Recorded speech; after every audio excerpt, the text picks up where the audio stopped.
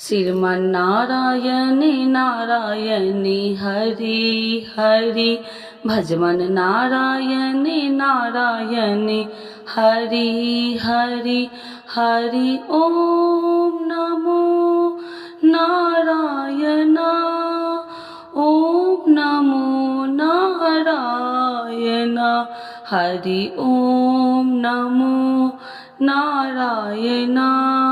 प्रिय भक्तों, आज आप लोग को वैकुंठ चतुर्दशी की हार्दिक शुभकामनाएं।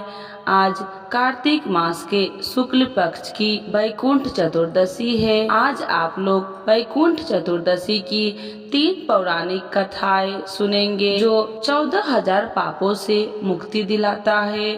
तो एक बार बोलिए प्रेम से विष्णु भगवान ने की जय, शिव जी की जय। पहला कथा।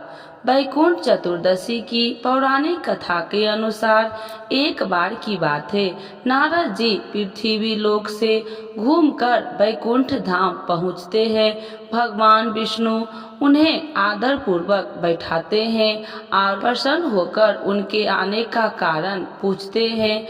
नारद जी कहते हैं, हे प्रभु, आपने अपना नाम कृपा निधान रखा है, इससे आपको जो प्रिय भक्त थे वही तर पाते हैं। जो सामान्य नर नारी है वह वंचित रह जाते हैं। इसीलिए आप मुझे कोई ऐसा सरल मार्ग बतलाइए जिससे सामान्य भक्त भी आपकी भक्ति कर मुक्ति पा सकते हैं। यह सुनकर विष्णु भगवान जी बोले, हे नारद, मेरी बात सुनो। कार्तिक मास शुक्ल पक्ष की चतुर्दशी को जो नर नारी व्रत का पालन करेंगे और श्रद्धा भक्ति से मेरी पूजा अर्चना करेंगे, उनके लिए स्वर्ग के द्वार साक्षात खुले होंगे। इसके बाद विष्णु जी जय विजय को बुलाते हैं और उन्हें कार्तिक चतुर्दशी को स्वर्ग के द्वार खुला रखने का आदेश देते हैं। भगवान विष्णु कहते हैं कि इस दिन जो भी भक्त मेरा थोड़ा सा भी नाम लेकर पूजन करेगा वह वैकुंठ धाम को प्राप्त करेगा। तो एक बार बोलिए प्रेम से लक्ष्मी नारायण भगवान की जय। दूसरी कथा। पौराणिक कथा के अनुसार एक बार भगवान विष्णु देवादिदेव महादेव का पूजन करने के लिए काशी आए। वहाँ मणिकर्णिका घाट पर स्नान करके उन्होंने 1000 स्वर्ण कमल पुष्पों से भगवान विश्वनाथ के पूजन का संकल्प किया। अभिषेक के बाद जब वे पूजन करने लगे तो शिव जी ने उनकी भक्ति की परीक्षा के उद्देश्य से एक कमल पुष्प कम कर दिया। भगवान श्री हरि को पूजन की पूर्ति के लिए 1000 कमल पुष्प चढ़ाने थे।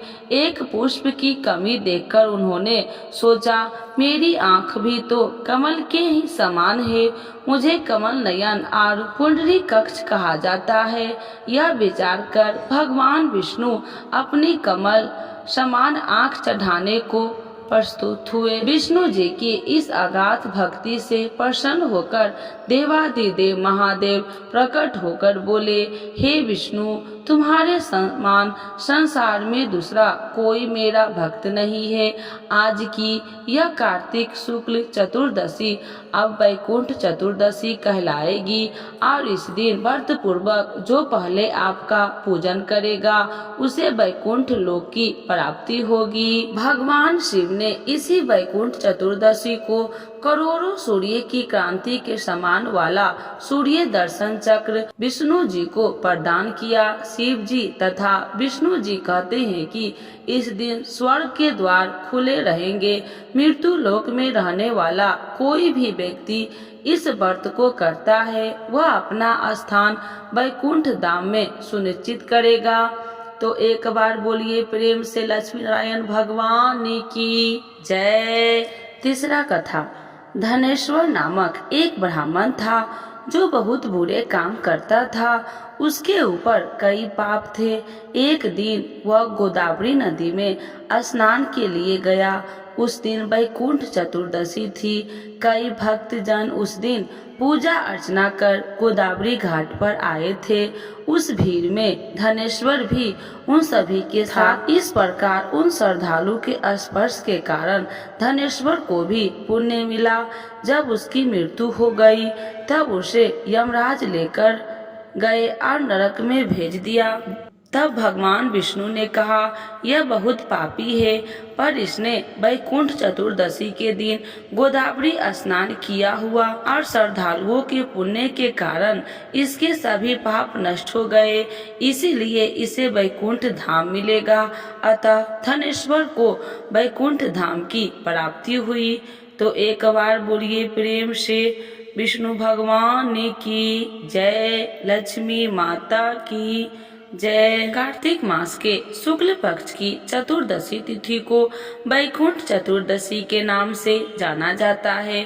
वैकुंठ चतुर्दशी का हिंदू धर्म में विशेष महत्व है। दरअसल सालों में यह एक दिन ऐसा होता है जब भगवान विष्णु और भगवान शिव की आराधना एक साथ की जाती है। मान्यताओं के अनुसार इस दिन जो व्यक्ति भगवान शिव और विष्णु की पूजा पूरे विधि विधान से करते हैं उसे मोक्ष की प्राप्ति होती है। उस व्यक्ति के जीवन के सभी दुख दूर होते हैं। इसी के साथ एक दिन पूजा अर्चना से व्यक्ति की कुंडली में जितने भी दुष्ट प्रभाव है वह सभी दोष दूर हो जाते हैं। आइए जानते हैं कब है वैकुंठ चतुर्दशी, जाने पूजा का मुहूर्त और पूजा विधि। वैकुंठ चतुर्दशी कब है? पंचांग के अनुसार कार्तिक माह के शुक्ल पक्ष की चतुर्दशी तिथि को आरंभ 14 नवंबर को सुबह 9:43 पर होगा। चतुर्दशी तिथि का समापन 15 नवंबर को सुबह 6:19 पर हो जाएगा। हालांकि वैकुंठ चतुर्दशी में निशिता काल का पूजा का विशेष महत्व माना गया है।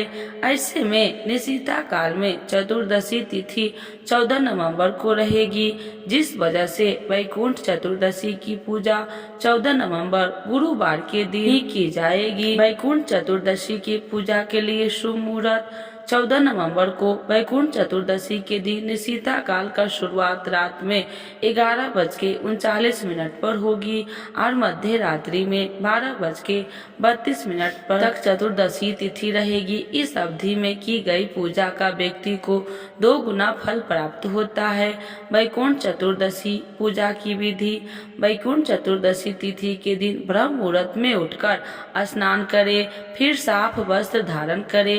इसके बाद पूजा स्थल में एक चौकी पर लाल या पीले रंग का कपड़ा बिछाए, फिर भगवान शिव और भगवान विष्णु की तस्वीर स्थापित करे। इसके बाद एक घी का दीपक जलाकर व्रत का संकल्प ले। सबसे पहले भगवान विष्णु को एक कमल का फूल अर्पित करे और भगवान शिव को बेलपत्र अर्पित करे। फिर कम से कम 108 बार भगवान विष्णु के मंत्र ओम श्री वैष्णवे च विद्महे वासुदेवाय धीमहि तन्नो विष्णु प्रचोदयात् का जप करे। इसके बाद एक माला भगवान शिव के मंत्र का जाप करे, ओम नमः शिवाय मंत्र का। फिर वैकुंठ चतुर्दशी व्रत कथा का पाठ करे और अंत में दोनों भगवान की आरती करके पूजा में भूल चूक की माफी मांग ले। तो एक बार बोलिए प्रेम से विष्णु भगवान की जय, लक्ष्मी माता की जय, शिव जी की जय, माता पार्वती की जय। आइए भक्तों, आज सुनते हैं तुलसी माता की चालीसा। यह चालीसा सुनने से होती है हर रोगों से मुक्ति, मिलती है सुख समृद्धि का आशीर्वाद। तो एक बार बोलिए प्रेम से विष्णु भगवान की जय, तुलसी माता की जय, भगवती माता की जय। श्री तुलसी महारानी करो विनय सिरनाय, जो मम हो संकट विकट दीजे मात नसाय। नमो नमो तुलसी महारानी, महिमा अमित न जाए बखानी। दियो विष्णु तुमको सम्माना, जग में छायो सुयस महाना। विष्णु प्रिय जय जयंती भवानी, तीहू लोक की हो सुख खानी। भगवत पूजा करे जो कोई, बिना तुम्हारे सफल न हो। जिन घर तब नहीं होए निवासा, उस पर करे विष्णु नहीं वासा। करे सदा जो तब नित सुमरन, ते ही के काज होए सब पूरन। कार्तिक मास महात्म्य तुम्हारा, जाको जानत सब संसारा। तब पूजन जो करे कुमारी, पावे सुंदर वर सुकुमारी। करे जो पूजा नित प्रति नारी, सुख संपत्ति से होए सुखारी। वृद्धा नारी करे जो पूजन, मिले भक्ति होवे पुलकित मन। श्रद्धा से पूजे जो कोई, भवनिधि से तर जावे सोई। कथा भागवत यज्ञ करावे, तुम बिन नहीं सफलता पावे। छायो तब प्रताप जग भारी, ध्यावत तुम्हि सकल चितधारी। तुम्हि मात यत्र तंत्र में, सकल काज सीधे होवे क्षण में। औषधि रूप आप हो माता, सब जग में तब यश विख्याता। देव ऋषि मुनि और तपधारी, करत सदा तब जय जयकारी। वेद पुराणन तब यश ज्ञाया, महिमा अगम पार नहीं पाया। नमो नमो जय सुख कारिणी, नमो नमो जय दुख निवारिणी। नमो नमो सुख संपत्ति देनी, नमो नमो अख काटन छेनी। नमो नमो भक्तन दुख हरनी, नमो नमो दुष्टन मद छेनी। नमो नमो भव पार उतारिणी, नमो नमो परलोक सुधारिणी। नमो नमो निज भक्तन उबारिणी, नमो नमो जन काज सवारिणी।